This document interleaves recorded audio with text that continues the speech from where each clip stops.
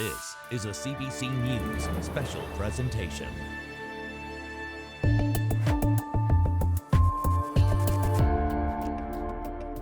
Hi there, I'm Rosemary Barton. I'm here in the Prime Minister's office on Parliament Hill, where earlier I sat down to discuss some of the issues that matter most to Canadians, to you with him, whether it be issues of affordability and cost of living, or some of Canada's positions on foreign policy, like India and the Middle East. We also, of course, talked about his government's future, his party's future, and indeed his own future. Here now, my conversation with the Prime Minister of Canada.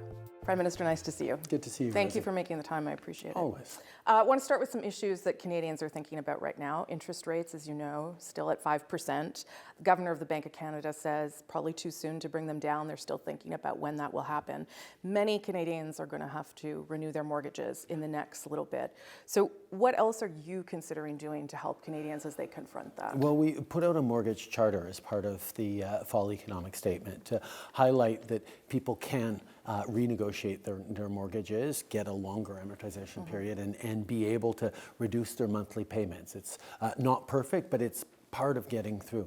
One of the other things that happened at a just in sort of the right time, as mortgages were going up, the childcare costs were cut in half across the country, and not for every family, but for families who have kids in childcare, that's up to like thousands of dollars a month they were saving with the childcare reduction. So that was able to offset some of the increases in mortgages. But we are really worried about that, and that's why we're continuing to work on it. Are there other things, though, that are in the offing as the fall economic statement says? There are other things we're looking at, yes. But you have to be very, very careful as anytime you engage in the housing market, which is why our big focus right now has been on increasing supply and helping people save. About 300,000 people have used the First Home Buyers Savings Account already, and that's helping.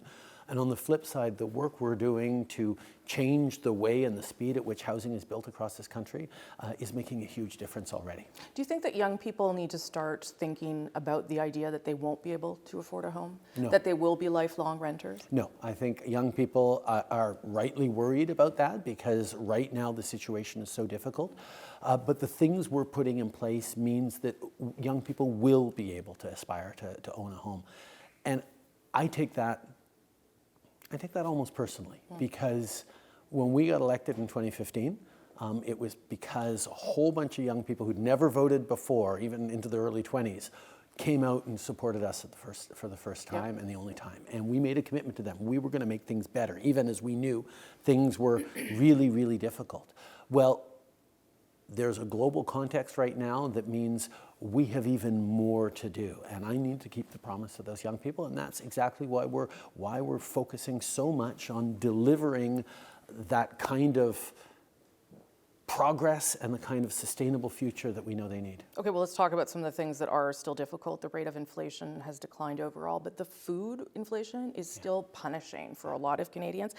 They're feeling squeezed. They have to make really hard choices. Do I get Christmas presents? Do I buy this many groceries? Like, those are real things that are happening to people. It does seem, though, as though Pierre Poilievre understood that and tapped into that long before you did. Oh, absolutely. Well, why is that? Why did you not see I mean, that? it's not that he understood that. It's that he's done a really effective job of reflecting that back and amplifying it to people. We've been hearing that across the country for years now, particularly out of the pandemic. But why did you not reflect it back and amplify it back? Why did that room why was that room left to him? It wasn't necessarily left to him, but when you're trying to solve an extremely complex situation that requires a number of different solutions. Yes, we delivered a grocery rebate. Yes, we cut childcare fees in half. Yes, we stepped up with increasing the Canada Child Benefit.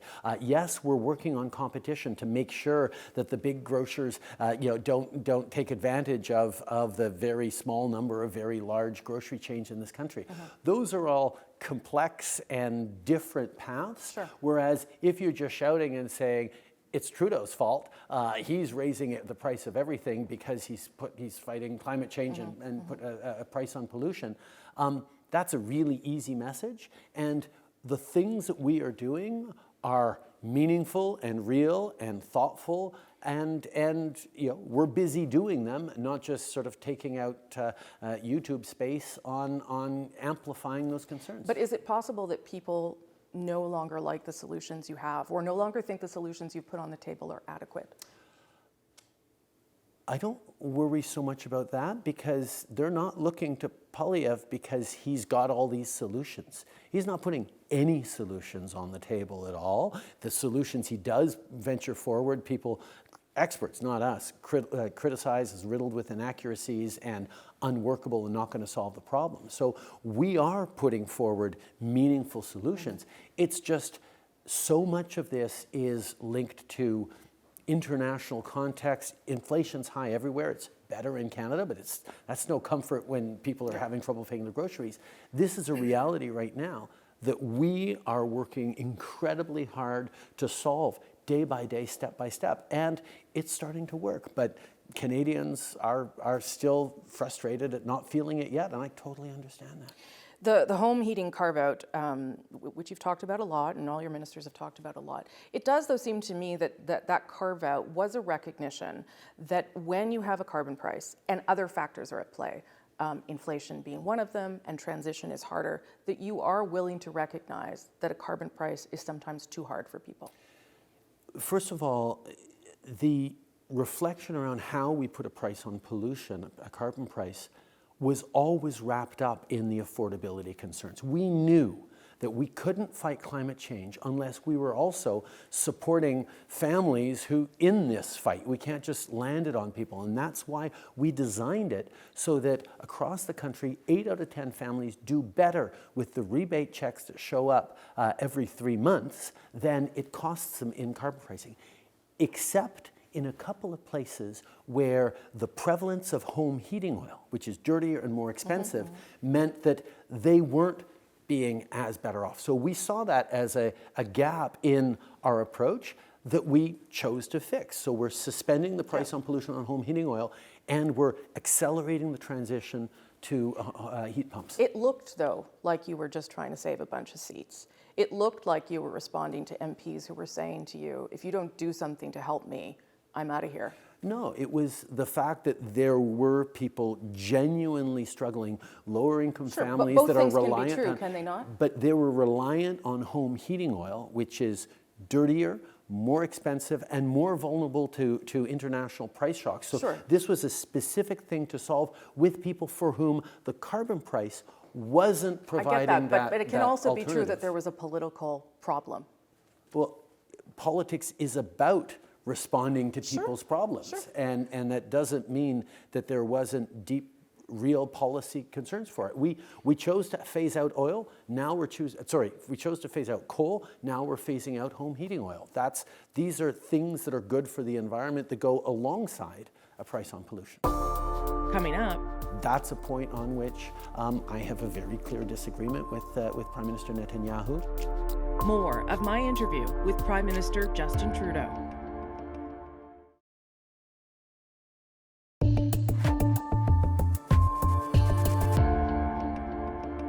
Foreign policy, if I can. It was back in February of this year, a long time ago now, that the Globe first reported on CSIS intelligence memos concerning foreign interference by China. At the time, you said that there were inaccuracies in those reports. And yet, in spite of those concerns and the way that played out over 6 months, no one has been charged with leaking national security information. Do you expect that to happen? I certainly hope so. The integrity of our intelligence services and, quite frankly, the well-being of people who put their lives at risk around the world in some very dangerous places is at risk every time there are leaks from our national security framework. Do you have any indication it's going to happen? I know that work is ongoing right now, but obviously I'm not directly involved in it. It's very serious work being done by the RCMP and other investigative bodies. Would an inquiry have happened if those leaks hadn't occurred? I mean, probably not. We wouldn't have known those things. Well, the reality is we have very robust oversight mechanisms, including the National Security and Intelligence Committee of Parliamentarians, which we set up exactly for those oversights so the politicians can raise the flag when things are going. we've been working on foreign interference since back in 2015 with elections oversight, with an election, with NSICOP, the Committee of Parliamentarians, with a rapid response mechanism at the G7 that we created in 2018 when we hosted the G7. We've been doing lots, and we're going to continue to do lots, and that's always been a part of it. You and your officials asked India to cooperate with the investigation into the murder of Hardeep Singh Nijjar, the Canadian man that was killed in Vancouver in British Columbia. You've alleged that India is connected to the murder, as people know, but you have not said very much about how you know that. Is there anything more that you can say at this time about why you are so confident in those allegations? It is a combination of things. It is intelligence that we've received, including from our allies. It is investigative work being done in Canada that gives us continued confidence in this. But fundamentally, our role in this is to make sure we're able to keep Canadians safe. Canadians come to this country from every corner of the world, and they need to know that they can be safe in Canada with all the freedoms and liberties that we have here in Canada, and working with other countries like India to make sure that the mechanisms are in place to be accountable if something goes horribly wrong or if actions are taken like this is really important. We don't want to be in a situation of having a fight with India right now over this. We want to be working on that trade deal. We want to be advancing our Indo-Pacific strategy, but it is foundational for Canada to stand up for people's rights, for people's safety, and for the rule of law, and that's what we're going to do. Since that indictment in the United States, which I'm sure you're aware of, has there been any movement from India, any willingness to cooperate with the Americans and then with us, because that's out publicly now? I think there is the beginning of an understanding that they can't bluster their way through this, and there is an openness to collaborating in a way that perhaps they were less open before. What does that mean? But it means what it is. There's an understanding that maybe just churning out attacks against Canada isn't going to make this problem go away. So something has changed since that indictment was made public? I wouldn't say it's changed, but there might be a tonal shift, perhaps. Okay. In recent days, your government has changed its stance on the Middle East, now calling for a sustained ceasefire. We've changed how we've articulated our position, but the position itself hasn't changed. We have always adjusted along the way, but we were one of the first countries to call for humanitarian pauses. We have always said that Israel has the right to defend itself in accordance with international law. We have always called for the protection of civilians. As we enter sort of week 9, week 10, and so forth of this conflict, we need to make sure we are adjusting and moving forward in the best possible way. I still think that's an evolution in your stance, in spite of what you've It's laid an out there. evolution, yes. Sure. It's not a change in the stance. Well, okay. So, but the vote at the UN, as you know, did anger some Israelis, some Jewish Canadians who say that there can be no ceasefire until hostages are released, no ceasefire until Hamas is disarmed. What happens if the world doesn't start to see a different approach in Gaza from Israel? Well, first of all, that is our position, that working towards a sustainable ceasefire requires the conditions of Hamas laying down its arms, releasing all hostages, stop using human shields, and understanding there is no role for Hamas in the future governance of Gaza, particularly as we move towards a two-state solution. Those are conditions around a ceasefire, which is consistent with the position we've always had. But to my question, what happens if we don't start to see a change? We're in week whatever, right, of this, and no one expected it to last this long. Yeah. And Israel does not seem to be listening to those who are encouraging them to take a different tack. Well, the voices from Israel's strongest friends, like Canada, like Australia, especially like the United States, that are becoming increasingly concerned that, as we have been for a long time, that the short-term actions being taken by Israel are actually putting at risk the long-term safety and even support for a Jewish state into the future. These are things that have always worried us, and that is why fighting against anti-Semitism at home and around the world, bringing together humanitarian aid into Gaza, showing an absolute understanding that yes, Israel has the right and the responsibility to defend itself, but it has to be doing so in ways that is careful around the impact on civilians. Do you think Benjamin Netanyahu is interested in negotiating a two-state solution? Is he the future of that conversation? I had a 40-minute conversation with Prime Minister Netanyahu hours before we changed our vote at the UN.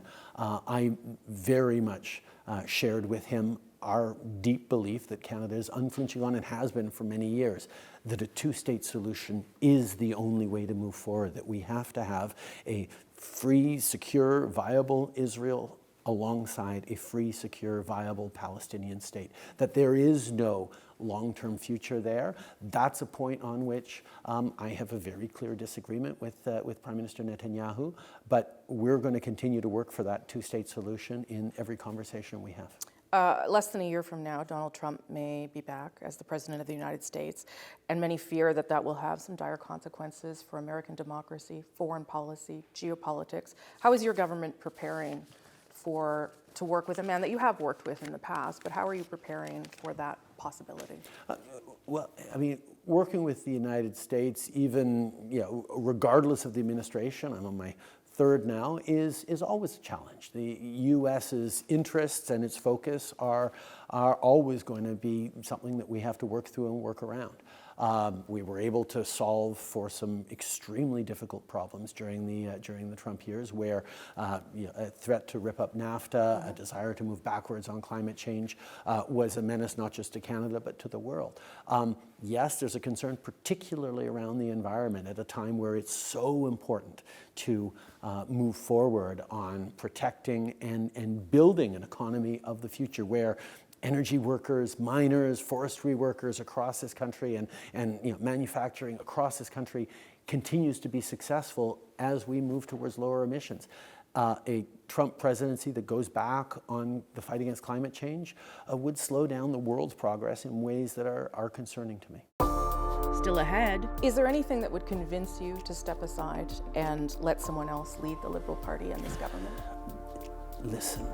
The rest of our interview with Prime Minister Justin Trudeau.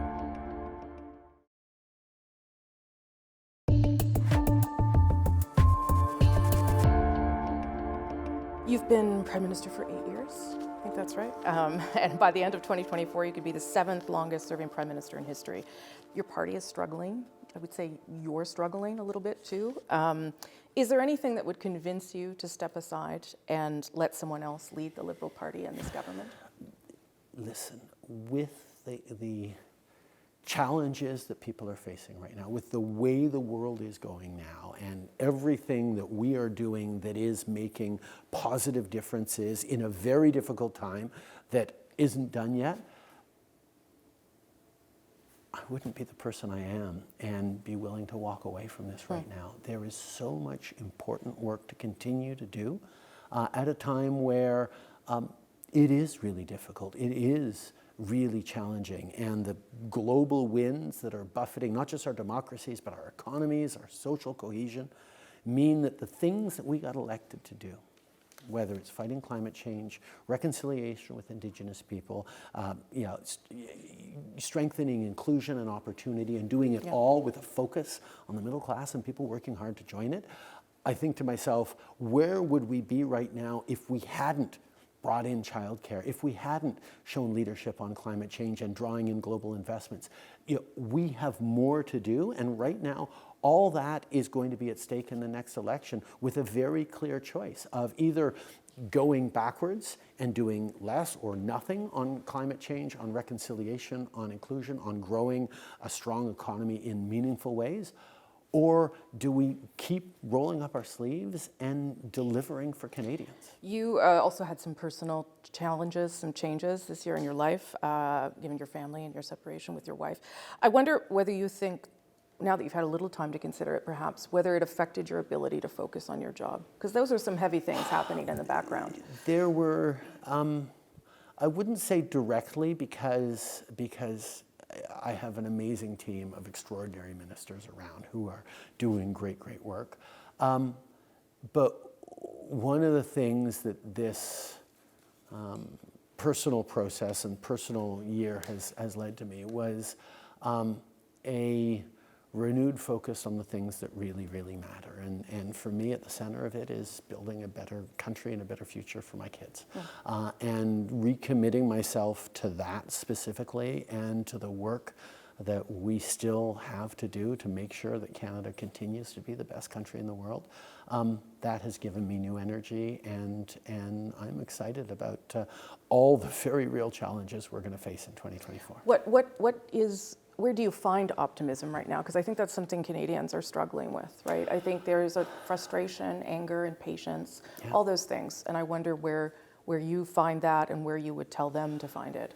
Two things. First of all, a lot of the things that we're putting into place now are going to be delivering in the coming years, as we're seeing inflation getting under control, as we see interest rates hopefully coming down sometime in 2024. That's going to take pressure off. As we see $10 a day childcare become a reality across the country. But the building blocks are there, but that's not even where I draw most of my inspiration from.